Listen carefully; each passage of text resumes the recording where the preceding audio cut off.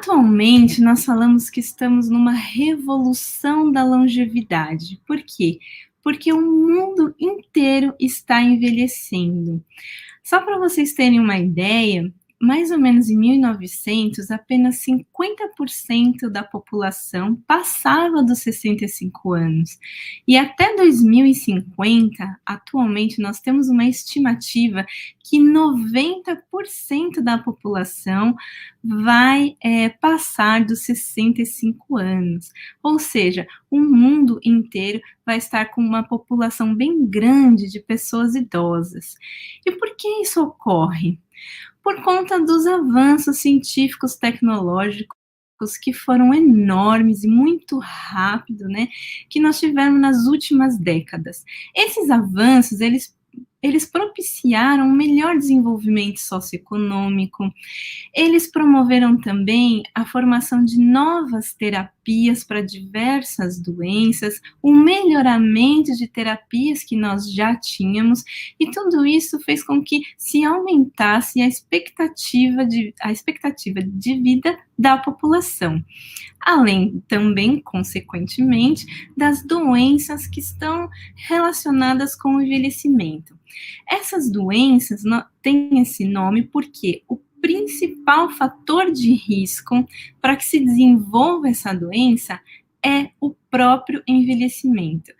E essas doenças são várias, né? Eu acho que uma das mais conhecidas também é o câncer, e aqui nós vamos focar nas doenças neurodegenerativas. A mais comum delas é o Alzheimer, e a segunda mais comum é o Parkinson. Contudo, o Parkinson é considerado a doença neurodegenerativa relacionada ao envelhecimento com fator motor, então uma doença neurodegenerativa motora mais comum no mundo relacionada à idade.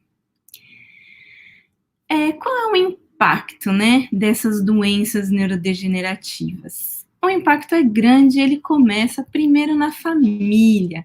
Sempre que nós falamos da sociedade, a gente pensa em custos, mas a gente não pode deixar de lembrar da família, que vai necessitar se rearranjar, muitas vezes não só no seu estilo de vida, mas financeiramente, para conseguir cuidar e dar atenção necessária que esse paciente, né, esse parente com a doença neurodegenerativa vai exigir. O principal problema é que também as doenças neurodegenerativas têm características de serem progressivas. Então, elas vão sempre piorando e elas não têm cura. Consequentemente, principalmente as pessoas com Alzheimer e Parkinson, elas vão desenvolver a demência. E o que é a demência? A demência é a perda progressiva do intelecto, do comportamento normal que era esperado dessa pessoa e também da sua personalidade. Nós falamos que é como se a pessoa ela passasse a se perder dela mesma.